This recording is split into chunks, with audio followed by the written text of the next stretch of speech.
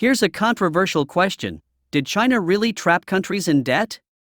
China is one of the top countries that offer bilateral loans to countries around the world. But what happens when a nation cannot repay the loan? What kind of action will China take? Make sure you watch this video until the end, and you will be surprised by what you discover. Let's take a look at the famous Sri Lanka Hambantota Port. As the story goes, Beijing allegedly compelled Sri Lanka to borrow funds from Chinese banks to finance a project that lacked viable commercial prospects. As a result of burdensome conditions and insufficient revenues, Sri Lanka eventually defaulted on its loans. Subsequently, Beijing demanded the port as collateral, leading the Sri Lankan government to relinquish control to a Chinese firm. Hambantota was highlighted by the Trump administration as an example to caution against China's strategic utilization of debt.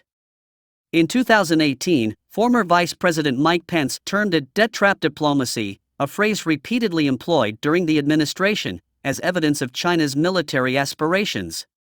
However, is China really trapping Sri Lanka into debt and seizing its port when it cannot make the payment?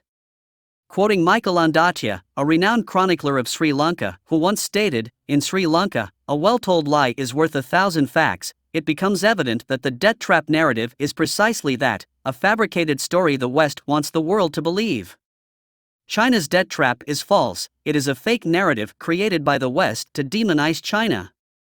So, what happened to Sri Lanka's Hambantota port? This is what actually happened. How it all began. Situated at the southern tip of Sri Lanka, the city of Hambantota rests just a short distance from the bustling shipping lane of the Indian Ocean, which serves as a crucial conduit for nearly all trade between Asia and Europe, encompassing over 80% of global maritime trade. When a Chinese company secured the contract to construct the city's port, it entered into an existing competition that had waned in Western involvement, with the United States largely withdrawing from the scene. Contrary to popular belief, it was the Canadian International Development Agency, not China, that provided financing to SNC-Lavalin, Canada's prominent engineering and construction firm, for conducting a feasibility study on the Hambantota port. The study, completed in 2003, confirmed the viability of constructing the port at Hambantota. Supporting records indicate that the Canadians' primary concern was the potential loss of the project to European competitors.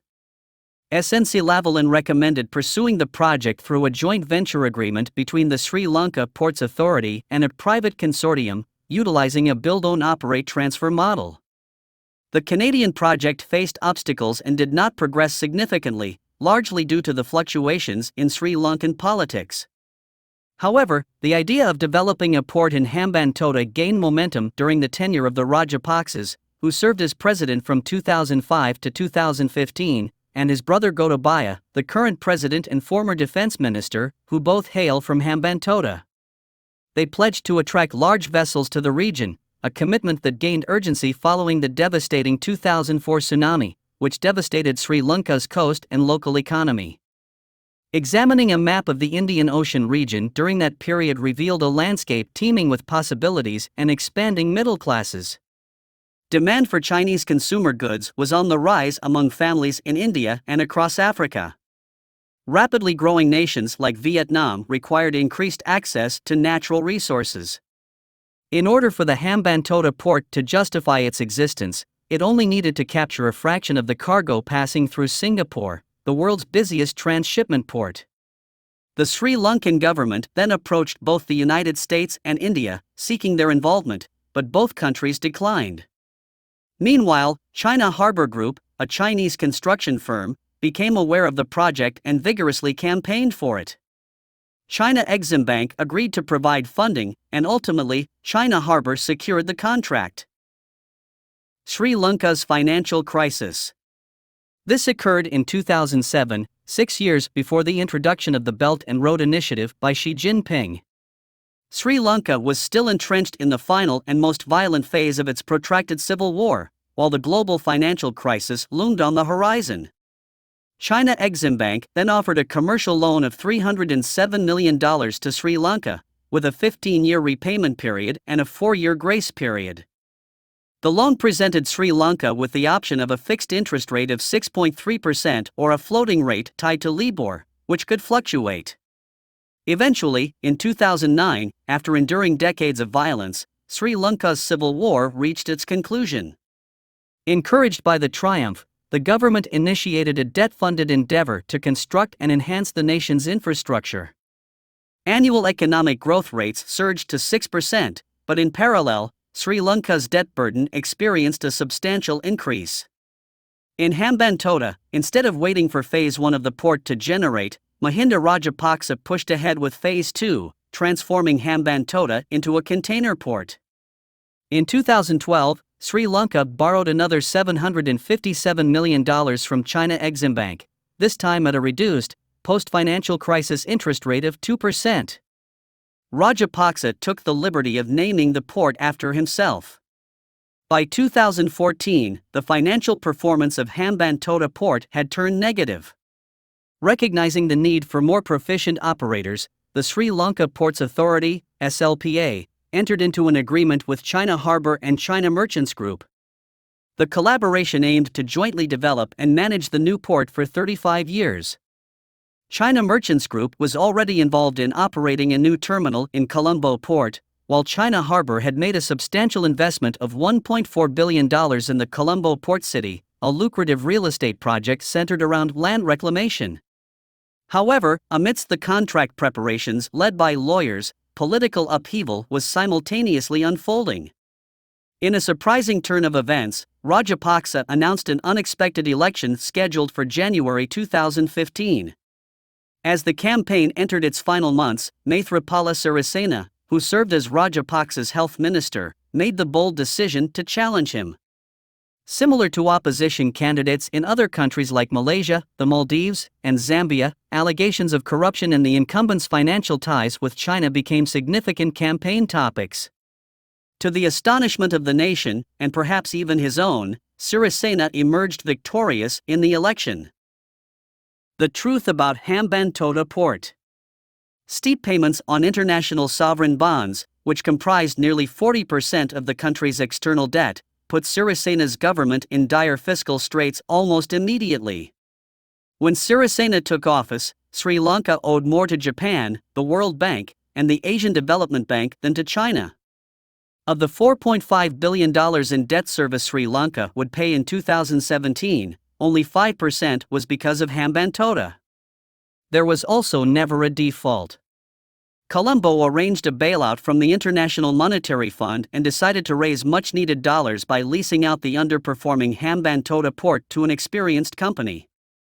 There was not an open tender, and the only two bids came from China Merchants and China Harbour. Eventually, Sri Lanka chose China Merchants, making it the majority shareholder with a 99-year lease, and used the $1.12 billion cash infusion to bolster its foreign reserves, not to pay off China Exim Bank. The truth behind the story. So, here's what we can learn from Sri Lanka's Hambantota Port incident. First, the expansion of Hambantota Port was in 2007, and the Belt and Road Initiative was launched in 2013, 6 years after the port's initial expansion. Hence, Sri Lanka Port is not a part of the BRI project. People who say China's BRI projects and loans caused the fall of Sri Lankan's economy are simply not true. Second, as of April 2022, Sri Lanka's external debt was $34.8 billion, and the biggest creditor is not China, but market borrowings, followed by Asian Development Bank. While it is true that China is Sri Lanka's biggest bilateral creditor, the total external debt for Sri Lanka is market borrowings, which are bonds issued to finance the government's debt. One of the bondholders, Hamilton Reserve, has held out and sued the Sri Lanka government for the loan default. However, the media keeps selling the narrative that China is the cause of Sri Lanka's financial crisis, which we now know is also not true. Third, China did not take ownership of Hambantota Port. Sri Lanka's government invited China Merchants and made it the majority shareholder, with a 99-year lease. And with the cash from the shares sold, Sri Lanka used the $1.2 billion for other purposes such as loan repayment.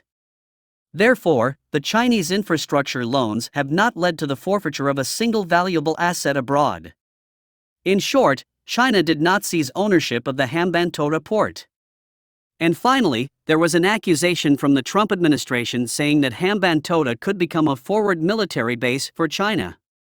And this is not true either. According to The Atlantic, Hambantota's location is strategic only from a business perspective. The port's location only allows one ship to enter and exit at a time, hence, it is not suitable to be used as a military base. Conclusion. So, now you know what happened to Sri Lanka's Hambantota port. It is not China's debt that causes Sri Lanka's financial crisis. And China did not take over the port because of default loan payments. In fact, China extended their aids to Sri Lanka when they are having difficulties. It was the Western media and politicians that demonized China in this case. If you like what you watch, hit the like button to show your support. More importantly, subscribe to this channel so that you will receive more interesting videos about the happenings in Asia.